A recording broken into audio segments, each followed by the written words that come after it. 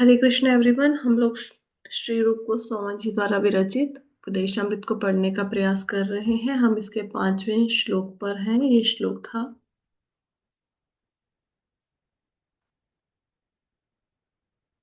कृष्णे ते यस्य गिरिं तं मनसा ध्रियेत दीक्षास्ति चेत प्रणतिभिश्च भजनम् ईशं शुश्रूषाय भजन विज्ञानमनन्यं मन्य निन्दादिशून्यं हृदय ईप्सिता संगलब्ध्य।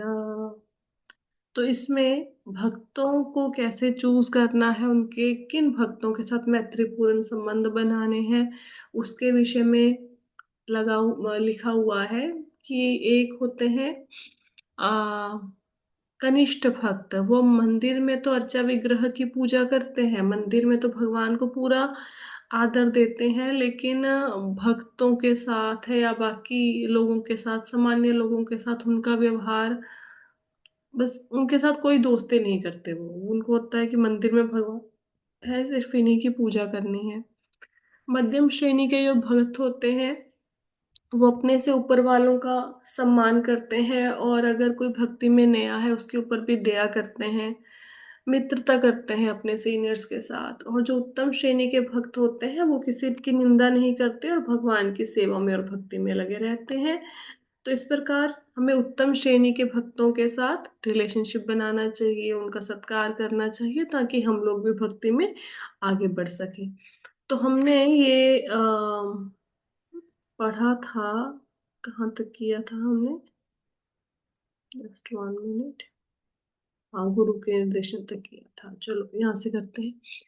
कृष्ण के पवित्र नामों का जप इतना उत्कृष्ट है कि यदि कोई व्यक्ति 10 अपराधों से बचते हुए बिना किसी अपराध के हरे कृष्ण महामंत्र का जाप करता है तो वह निश्चित रूप से धीरे धीरे इस समझ तक पहुंच सकता है कि भगवान के पवित्र नाम और स्वयं भगवान के बीच में कोई अंतर नहीं है। जो व्यक्ति इस समझ तक पहुंच गया है उसे नवदीक्षित भक्तों द्वारा बहुत सम्मान दिया जाना चाहिए। व्यक्ति को यह निश्चित रूप से जानना चाहिए कि भगवान के पवित्र नाम का बिना किसी अपराध के जप किए वह कृष्ण भावनामृत की उन्नति के लिए उचित उम्मीदवार नहीं हो सकता। यहाँ पे क्या बताया गया? यहाँ पे ये बताया गया है कि जब हम भगवान के नाम का जाप करते हैं तो उसमें 10 तरह के अपराध होते हैं जिनसे बचना चाहिए। बस 10 तरह के अपराध सुबह मंदिर में पढ़े भी जाते हैं, आपको नॉलेज भी होगी। जैसे भगवान के नाम को की तुलना, ऐसा सोचना कि भगवान का नाम बाकी देवी देवताओं का नाम एक जैसा ही है। जब भगवान वैष्णवों की निंदा करना, कोई वैष्णव अपराध करना भगवान का नाम लेते हुए।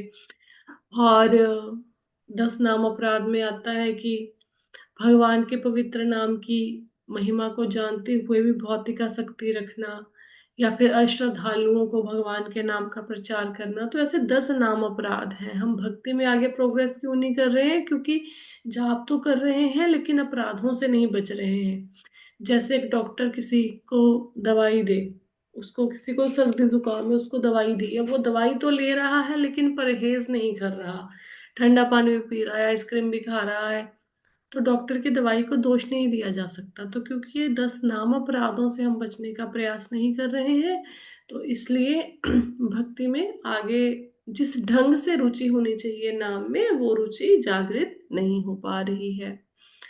और जब भक्ति में कोई भी व्यक्ति उन्नति कर जाता है, वो यह देखता है कि भगवान के नाम में और भगवान में कोई अंतर नहीं है। अब कई बार कोई व्यक्ति बोलेगा कि भाई मेरे को तो भगवान कृष्ण से बड़ी विरह वेदना हो रही है, मेरा भगवान कृष्ण को मिलने का मन करता है, मैं उनके बिना बड़ा अम क्या कहते हैं, उदास हूँ। तो भगवान के नाम में और भगवान में कोई अंतर नहीं है। जैसे भगवान का नाम आपने बोलना शुरू किया अपनी जुबान से, तो समझो कि साक्षात राधा कृष्ण ही आपकी जिह्वा पे डांस करते हैं जब आप हरे कृष्ण महामंत्र बोलते हैं। तो नाम में और भगवान के रूप में कोई अंतर नहीं है। ये भौतिक संसार में अंतर पाया जाता है। जैसे अगर किसी का नाम ले, है ना, जैसे किसी व्यक्ति का नाम है राहुल, तो जो व्यक्ति होगा राहुल के नाम वाला और राहुल नाम, इन दोनों में अंतर है। सिर्फ नाम लेने से वो व्यक्ति प्रकट नहीं हो जाएगा। जैसे हम बोले अंजलि माता जी, अब अंजलि माता जी के नाम में और माता जी में अंतर है। सिर्फ इनका नाम लेने से अब ऐसा थोड़ा ना कि ये प्रकट हो जाएंगे हमारे सामने ना। नाम अलग है, व्यक्ति अलग है। लेकिन भगवान के विषय में ऐसा नहीं है। भगवान के विषय में ये है, भगवान का नाम ही भगवान है। भगवान के नाम में, रूप में, गुण में, लीला में, स्वयं भगवान में कोई अंतर नहीं है। पर ये हम लोगों को समझ नहीं आता। हम जब भगवान के नाम का जाप करते हैं, हमें ऐसा लगता नहीं है कि हम कृष्ण साक्षात हमारे पास है। ये हमें फीलिंग नहीं आती। वो कैसे आएगी? वो धीरे धीरे जब नाम जाप करते जाएंगे, अपराधों से बचते जाएंगे, तो अपने आप सर्वत्र ही भगवान के दर्शन होने शुरू हो जाएंगे। श्री चैतन्य चरितामृत में मध्य 22 पॉइंट क्या है उन 22.69 में कहा गया है, यहाँ कोमल श्रद्धा से कनिष्ठ जन क्रमे क्रमे तेन है भक्त हावा हाइबे उत्तम। जिसकी आस्था कोमल और लचीली होती है उसे नव दीक्षित कहते हैं, लेकिन धीरे धीरे इस प्रक्रिया का पालन करने से वह प्रथम श्रेणी के भक्त के स्तर पर पहुंच जाता है। हर कोई अपना भक्ति जीवन नव दीक्षित अवस्था से शुरू करता है, लेकिन अगर कोई हरि नाम की निर्धारित संख्या में माला का जाप ठीक से पूरा कर लेता है, तो वह कदम दर कदम उत्तम अधिकारी तक पहुंच जाता है। कृष्ण भावनामृत आंदोलन में प्रतिदिन 16 माला का प्रावधान है। हालांकि श्री भक्ति सिद्धांत सरस्वती ठाकुर कहा करते थे कि जब तक कोई कम से कम 64 माला 1 लाख नाम जप नहीं करता, तब तक उसे पतित मानना चाहिए। उनकी गणना के अनुसार हम में से प्रत्येक व्यक्ति पतित है, किंतु चूंकि हम पूरी गंभीरता तथा बिना कपट के साथ परमेश्वर की सेवा करने का प्रयास कर रहे हैं, अतः हम भगवान श्री चैतन्य महाप्रभु की कृपा की आशा कर सकते हैं, जो पतित पावन अर्थात पतितों के उद्धारक के रूप में प्रसिद्ध है। जैसे हम लोगों ने 3 भक्तों की श्रेणियां अभी तक समझी, कनिष्ठ, मध्यम और उत्तम। तो उत्तम कैटेगरी के भक्त सबसे ऊपर होते हैं। जब कोई भक्ति में आता है तो सबसे पहले वो कनिष्ठ के स्तर पर ही आता है। सबसे पहले तो ये होता है कि भाई ये 16 माला तुमने जाप करना, इतना जाप कर लो, सिर्फ इतना ही होता है। फिर धीरे धीरे जाप करते करते व्यक्ति पहले मध्यम स्तर पे, फिर उत्तम स्तर पे पहुंच जाता है। लेकिन स्टार्टिंग में सिर्फ उसको निर्धारित संख्या ही करनी होती है, जितना माला कहा गया है उतनी करनी होती है। हमारे गुरु जो श्रील प्रभुपाद हैं, उन्होंने हमें 16 माला का जप डेली करने के लिए बोला है, हरे कृष्ण महामंत्र की। लेकिन उनके जो गुरु थे वो कहते थे 64 राउंड डेली करने चाहिए, 64 राउंड। कहते भगवान लखपति के घर में जाते हैं। तो लखपति का अर्थ ये नहीं है कि उसके घर में लाख रुपए होना चाहिए। लखपति का अर्थ ये है कि कम से कम वो प्रतिदिन 1 लाख नाम जाप करे। ये कौन कहते थे? श्रील प्रभुपाद के गुरुदेव श्रील भक्ति सिद्धांत सरस्वती ठाकुर। लेकिन प्रभुपाद जी से जब भक्तों ने कहा कि भाई हम इतनी माला तो नहीं कर सकते, ऐसे तो बाकी काम भी करने हैं, वो छूट जाते हैं। तो फिर प्रभुपाद जी ने धीरे धीरे ये नामों की संख्या कम कर दी। अब 16 माला पे आके प्रभुपाद जी ने बोला है कि इससे कम माला में तो नहीं होगा। तो मिनिमम 16 राउंड सबको करने चाहिए। 16 राउंड करने में कितना समय लगेगा आपको? अप्रोक्सीमेटली 2 घंटे लग जाते हैं, 1.5 घंटे में भी हो जाते हैं किसी किसी के। जैसे जैसे किसी की स्पीड होती है, तो 16 राउंड तो मिनिमम करने ही है माला के। तो भक्ति यहाँ से शुरू होती है, फिर धीरे धीरे माला करते करते व्यक्ति उत्तम अधिकारी तक पहुंच जाता है। आगे है जब श्री, अब ये ना जो राउंड है 16 माला जाप, इसको कम से कम कहा गया है। ये देखो, कम से कम, यहाँ पे ये देखो शब्द बहुत महत्वपूर्ण है, कम से कम। ऐसा नहीं है कि 16 माला कर ली है तो फिर उसके बाद माला नहीं कर सकते। उससे ज्यादा भी करने की कोशिश करनी चाहिए। कल ना मैं प्रेमानंद जी का कोई ऐसे कोई रील सी थी, वो पता नहीं मेरे सामने आ गई, वो सुबह उठने के ऊपर थी तो मैंने देख भी ली कि वो तो 2 बजे उठते हैं और 2 बजे उठ के वो गंगा के पानी में स्नान करते हैं। देखो गंगा का जल कितना ठंडा होता है, और सर्दियों में तो गंगा के जल में 2 बजे उठ के डुबकी लगाओगे तो बाकी शरीर लगेगा ही नहीं कि शरीर आपके साथ है, बिल्कुल ठंडा पानी होता है वो। तो उनसे पूछ रहे थे कि आपका कभी मन नहीं करता मैं ज्यादा सो जाऊं, तो उन्होंने बोला कि नहीं, मैं तो बार बार घड़ी देखता रहता हूँ, कई बार मुझे सोए 10 मिनट ही हुए होते हैं या 20 मिनट, लेकिन मुझे ऐसा लगता है कि मैंने बहुत ज्यादा नींद ले ली और मन करता है कि अधिक से अधिक नाम करें, नाम जाप करें। तो ये साधु संतों की अवस्था है, और ऐसा नहीं है कि हम उस अवस्था तक नहीं पहुंच सकते। हम्म, कोशिश करनी चाहिए। कोई ऐसा समय आना चाहिए कि जब हमें ऐसा लगे कि सोना व्यर्थ है और नाम जाप कर लूं, और नाम जाप कर लूं, प्रयत्न करना चाहिए ना। वो रुचि एकदम से विकसित नहीं होती, वो धीरे धीरे विकसित होती है। वो भक्तों के संग जब आप जाप करते हैं उसका बहुत बढ़िया प्रभाव होता है। एक तो होता है अकेले जाप करना, लेकिन जब आप भक्तों के संग जाप करेंगे तो काफी अच्छे से प्रगति कर जाएंगे भक्ति में। आगे कहते हैं, जब श्री चैतन्य महाप्रभु के महान भक्त श्रील सत्यराज खां ने भगवान से पूछा कि वैष्णव को कैसे पहचाना जा सकता है, तो भगवान ने उत्तर दिया, प्रभु कहे यार मुख सुनी एक बार, कृष्ण नाम सही पूज्य श्रेष्ठ सबकारा। यदि कोई व्यक्ति एक बार भी कृष्ण शब्द कहता हुआ सुन ले तो उस व्यक्ति को सामान्य समूह के सर्वश्रेष्ठ व्यक्ति के रूप में स्वीकार करना चाहिए। अब कई बार पूछते हैं ना, हम कहते हैं वैष्णव अपराध ना करो, वैष्णवों की निंदा ना करो, वैष्णवों का सम्मान करो।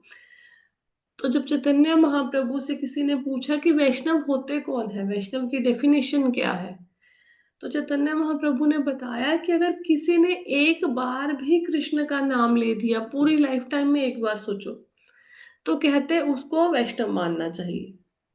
कई बार हम लोग ना जाने अनजाने में बड़ा अपराध कर देते हैं वैष्णवों की निंदा करके।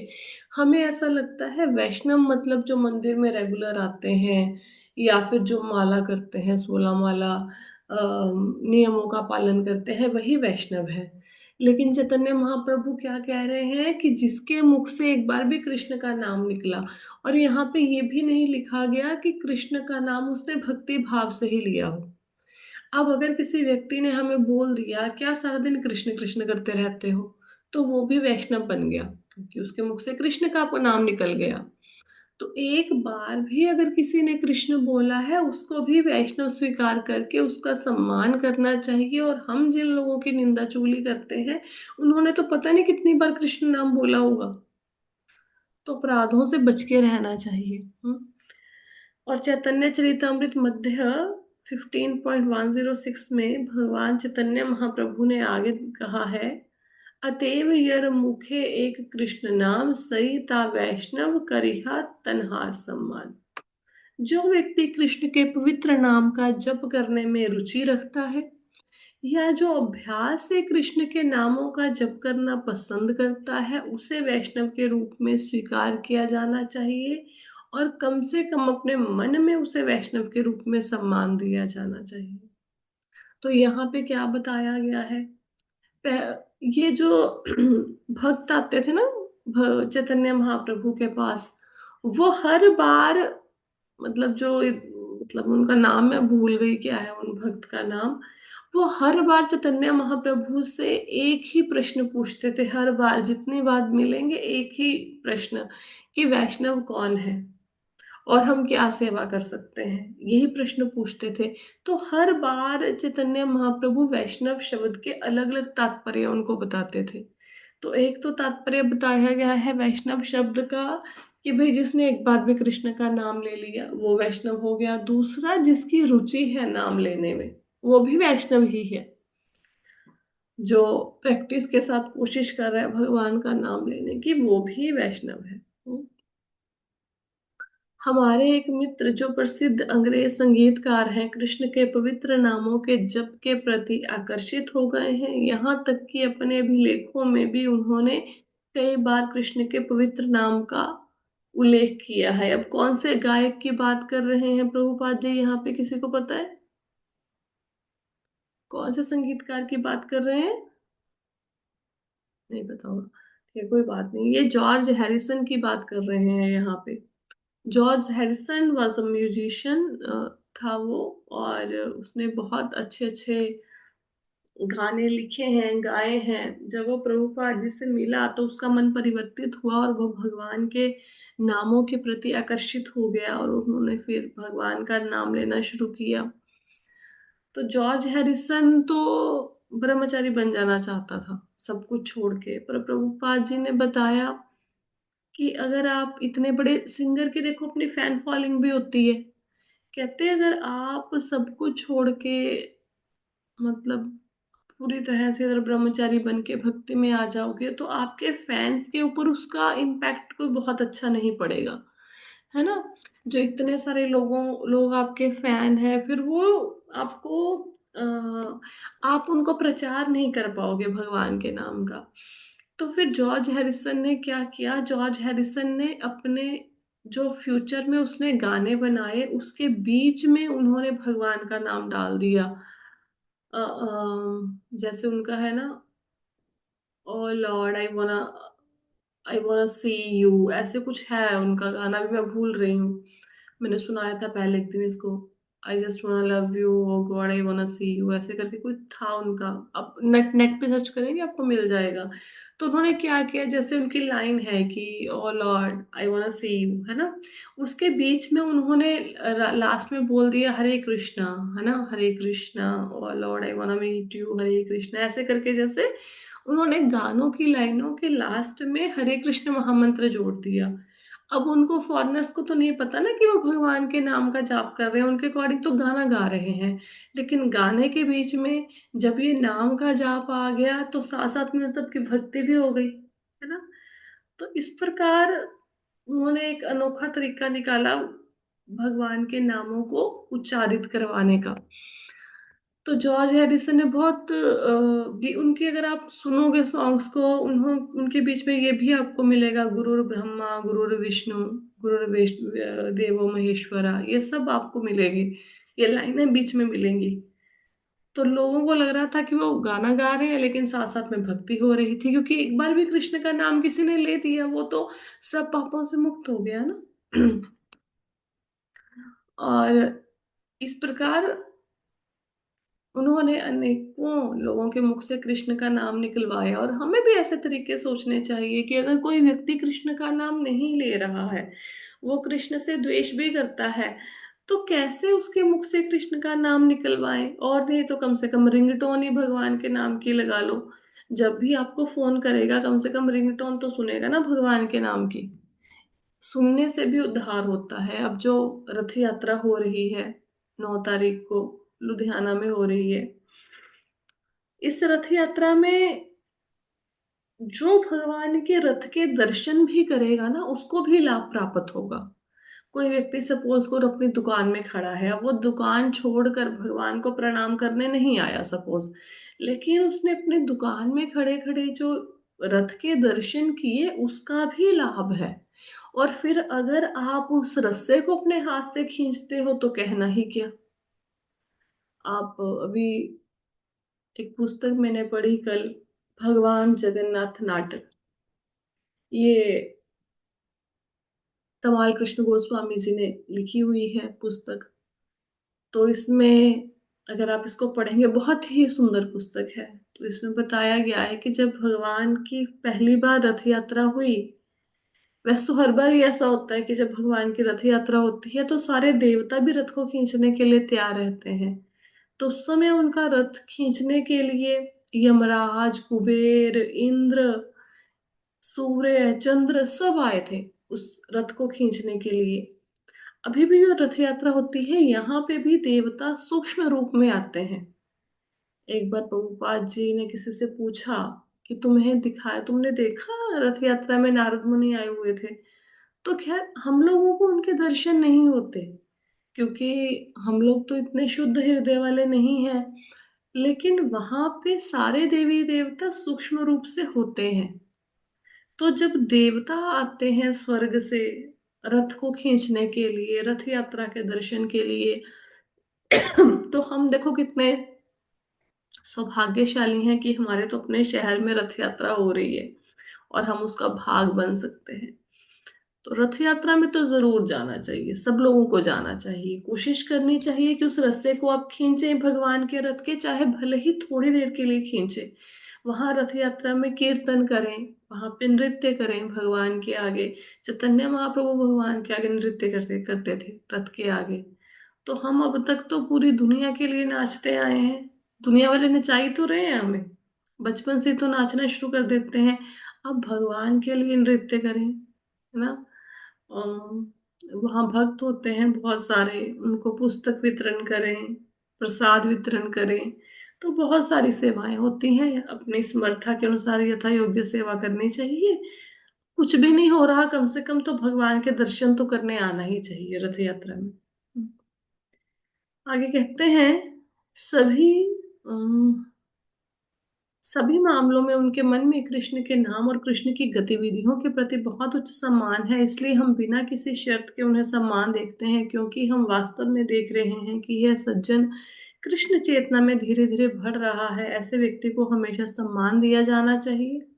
निष्कर्ष यह है कि जो कोई भी नियमित रूप से पवित्र नाम का जाप करके कृष्ण चेतना में आगे बढ़ने की कोशिश कर रहा है, उसका हमेशा वैष्णवों द्वारा सम्मान किया जाना चाहिए।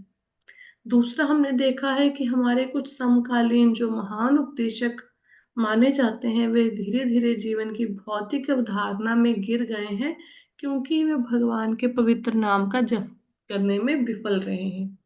तो प्रभुपाद जी बताते हैं कि जब उन्होंने देखा कि जॉर्ज हैरिसन, जो कि एक अंग्रेजी गायक है, वो भगवान के नामों में रुचि ले रहा है और लोगों को भी भगवान का नाम का जाप करवाने का प्रयत्न कर रहा है, तो प्रभुपाद जी ने उनको बहुत सम्मान देना शुरू किया। क्यों? क्योंकि वो भगवान का नाम ले रहे थे। तो कहते हैं कि जो भी व्यक्ति भगवान का नाम ले रहा है या कोशिश कर रहा है कि भगवान का नाम लेते हुए वो भक्ति के मार्ग में आगे बढ़े, उसको सम्मान दिया जाना चाहिए। और प्रभुपाद जी कहते हैं, वो ये भी देखते थे कि बहुत से ऐसे लोग हैं जिन्होंने कपड़े तो भक्त वाले पहने हुए हैं, लेकिन क्या है कि वो भगवान के नाम का जाप नहीं करते, इसलिए फिर से वो भौतिक वस्तुओं में गिर गए हैं, भौतिक वस्तुओं के लोभ में, है ना। अगर किसी ने भगवा कपड़ा डाला लेकिन वो नाम नहीं ले रहा, तो भगवा कपड़ा डालने का कोई बेनिफिट नहीं है। उससे अच्छा वो गृहस्थी है जो घर के काम करते हुए, उसके कपड़े भगवा नहीं होंगे लेकिन भगवान का नाम जपने की कोशिश कर रहा है। ये बताया गया है। आगे कहते हैं, सनातन गोस्वामी को निर्देश देते समय भगवान चैतन्य महाप्रभु ने भक्त को 3 श्रेणियों में विभाजित किया। शास्त्र युक्ति नाही जाने दृढ़ श्रद्धावान, मध्यम अधिकारी, सही महाभाग्यवान। चैतन्य महाप्रभु जब रूप गोस्वामी से मिले, तो उनको सॉरी सनातन गोस्वामी को उन्होंने 2 महीने के लिए उपदेश दिया था। तो जब वो सनातन गोस्वामी को उपदेश दे रहे थे, तो उसमें उन्होंने बताया कि जिस व्यक्ति का शास्त्रों का अंतिम ज्ञान बहुत मजबूत नहीं है, लेकिन जिसने हरे कृष्ण महामंत्र के जाप में दृढ़ विश्वास विकसित कर लिया है और जो अपने निर्धारित भक्ति सेवा के निष्पादन में भी अविचल है, उसे मध्यम अधिकारी माना चाहिए। ऐसा व्यक्ति बहुत भाग्यशाली है। चैतन्य चरितमृत मध्य 22.67। एक मध्यम अधिकारी एक श्रद्धावान, एक दृढ़ निष्ठावान व्यक्ति होता है। वह वास्तव में भक्ति सेवा में आगे उन्नति के लिए एक उम्मीदवार होता है। तो यहाँ पे मध्यम अधिकारी की बात बताते हैं सनातन गोस्वामी को चैतन्य महाप्रभु की। मध्यम अधिकारी कौन होता है? कि जिसको शास्त्रों की बहुत ज्यादा नॉलेज नहीं है, शास्त्रों पे बहुत अच्छी पकड़ नहीं है, लेकिन उसकी भगवान के नाम में बड़ी श्रद्धा है। तो कहते जो ऐसा व्यक्ति होता है, वो एक अच्छा कैंडिडेट है भक्ति के लिए। तो मध्यम अधिकारी कौन? जिसको शास्त्रों की बहुत ज्यादा नॉलेज नहीं है, लेकिन भगवान में बहुत अधिक श्रद्धा है। अब उत्तम अधिकारी के बारे में बता रहे हैं चैतन्य चरितमृत 22.64 में। श्रद्धावान जन है भक्त अधिकारी, उत्तम मध्यम कनिष्ठ श्रद्धा अनुसारी। व्यक्ति अपनी श्रद्धा के अनुसार भक्ति के प्रारंभिक, मध्यवर्ती स्तर और उत्तम स्तर पर भक्त के रूप में योग्य बनता है। तो कोई व्यक्ति कौन से लेवल पे है, फर्स्ट कैटेगरी में है, सेकंड में है, थर्ड में है, ये डिपेंड करता है कि भक्ति में उसकी कितनी की रुचि है और कितनी श्रद्धा भक्ति के साथ वो पवित्र नाम का जाप कर रहा है। चैतन्य चरितमृत मध्य 22.62 में कहा गया है, श्रद्धा शब्दे विश्वास कहे सुदृढ़ निश्चय कृष्ण भक्त कैले सर्व कर्म कृत है। ये जो चैतन्य चरितमृत है ये बांग्ला में है बेसिकली, तो इसलिए आपको ये संस्कृत जैसा नहीं लग रहा होगा, लेकिन बहुत सुंदर है। जब आप अच्छे लय में इन श्लोकों को गाते हो तो बहुत अच्छा लगता है। कहते, कृष्ण की दिव्य सेवा करने से व्यक्ति स्वतः ही सभी सहायक कार्य संपन्न कर लेता है। भक्ति सेवा के निर्वाहन के लिए अनुकूल यह दृढ़ विश्वास श्रद्धा कहलाता है। श्रद्धा कृष्ण में विश्वास, कृष्ण चेतना की शुरुआत है। विश्वास का अर्थ है दृढ़ श्रद्धा। भगवत गीता के शब्द आस्थावान लोगों के लिए आधिकारिक निर्देश है और भगवत गीता में कृष्ण जो कुछ भी कहते हैं उसे बिना किसी व्याख्या के वैसे ही स्वीकार करना चाहिए। इस तरह अर्जुन ने भगवत गीता को स्वीकार किया। यहाँ पे क्या कहते हैं, चैतन्य महाप्रभु बताते हैं कि भक्ति की शुरुआत श्रद्धा के साथ होती है। अब आप रोज सुबह उठ के क्लास लगा रहे हो, दोपहर की क्लास पे लगाते हो, क्यों लगाते हो? क्योंकि श्रद्धा है भगवान के नाम में। और भक्ति की शुरुआत का पहला स्टेप ही श्रद्धा है। और श्रद्धा का अर्थ है कि जैसा बताया गया है भगवत गीता में उसको एज इट इज स्वीकार कर लेना, उसके अपनी मन गढ़ंत वो मत नहीं निकालना व्याख्याएं। कई लोग भगवत गीता का क्या करते हैं, भगवत गीता पढ़ के उसके अर्थों को अपने स्वार्थ के लिए तोड़ मरोड़ लेते हैं। जैसे मैं नाम तो नहीं लूंगी, एक किसी को मैं जानती हूँ और शी इज मैरिड। अब उनका कहीं पे बाहर किसी के साथ कोई मतलब ऐसा कोई मित्रता है किसी और व्यक्ति के साथ। अब उन्होंने भगवत गीता को पढ़ा तो उसमें कोई लाइन लिखी हुई थी, तो उन्होंने मुझे उस लाइन को दिखाया और कहा कि हाँ, मेरे को समझ आ गया कि जो मैं कर रही हूँ वो बिल्कुल सही है। देखो, कृष्ण ने भगवत गीता में यही लिखा है। तो कृष्ण कहीं पर भगवत गीता में एक्स्ट्रा मैरिटल अफेयर्स को सपोर्ट नहीं कर रहे हैं, लेकिन उन्होंने भगवत गीता को पढ़ के उसका अर्थ ये लगा लिया कि नहीं, ये देखो कृष्ण ने यहाँ पे ये लिखा है तो ये इसका मतलब है मैं बिल्कुल सही हूँ। भगवान ने यहाँ पे कहीं नहीं लिखा। हमने सिर्फ देखो, ऐसा नहीं है कि जो हम काम कर रहे हैं वो गलत है, हमें नहीं पता, हमें पता होता है। हम लोग क्या करते हैं, उसके ऊपर बस मोहर लगा देते हैं कि देखो भगवान ने ऐसा कहा है, हम इसलिए कर रहे हैं, है ना। बस हम अपने पापों को मढ़ देते हैं किसी के ऊपर। हाँ, ऐसा नहीं कि हमें नहीं पता कि हम गलत कर रहे हैं।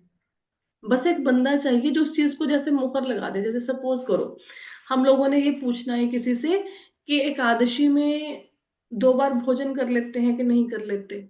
तो आइडली तो देखा जाए एकादशी किस लिए है? एकादशी खाना खाने के लिए थोड़े ना बनी है। एकादशी का तो मतलब है बंदे को अच्छी तरह से फास्ट करना चाहिए, और एकादशी वाले दिन तो हो सके तो प्रसादम तो ग्रहण नहीं करना चाहिए, निर्जला करनी चाहिए। बहुत ज्यादा ना सरे तो जल ले लो, फिर भी ना सरे तो दूध वगैरह ले लो, जो भी लेना है। ना सरे फिर फल ले लो, फिर भी ना सरे तो फिर एकादशी प्रसाद प्रसाद लेना चाहिए, है ना। अगर किसी से पूछेंगे कि भैया 2 बार खा सकते हो क्या, तो व्यक्ति तो यही बोलेगा कि भाई अगर आपको नहीं सरता तो आप 2 बार खा लो। वो तो बोलेगा ही। हम क्यों पूछते हैं? क्योंकि हमें ऐसा होता है कोई दूसरा हमें कह दे कि हाँ हाँ आप ठीक कर रहे हो, तो हमें ना दृढ़ विश्वास हो जाए कि हाँ हम ठीक ही कर रहे हैं। हमें कोई फर्क नहीं पड़ता कि सामने वाले ने हमें सही बताया कि गलत बताया। बस वो हमारे मतलब की बात करते, जो हम चाहते हैं वो बात कह दे। फिर हम बोलेंगे क्या, देखो हमने उनसे पूछा था, उसने बोला ना हाँ खा सकते हो, हमने इसलिए खा लिया। हाँ? तो हम अपने गलत कामों पर ये चाहते हैं कि दुनिया वाले आके मोहर लगा दें। बहुत बार ऐसी बातें होती हैं जीवन में। बार बार किसी से एक ही बात को पूछते रहना, 4-5 लोगों से, क्यों? क्योंकि हम मोहरे लगवाना चाहते हैं। मोहर क्यों लगवानी है? अपने हृदय से पूछो कि ये बात सही है कि गलत है। आपका दिल ही बता देगा।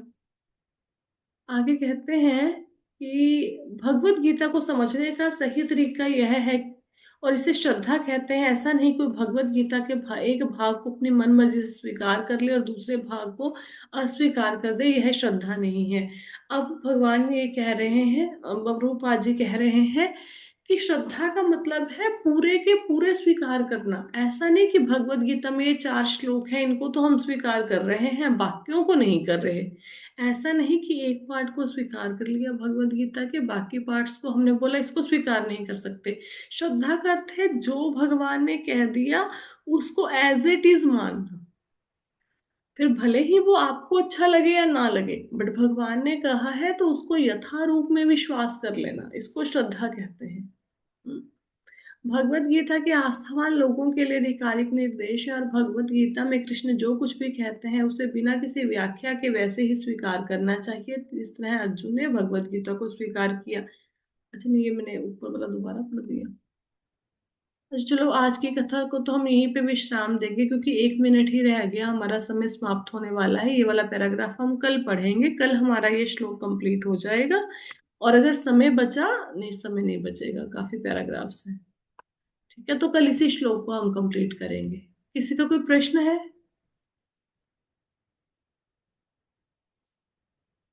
नहीं है? ठीक है जी। हरे कृष्णा। हरे कृष्ण।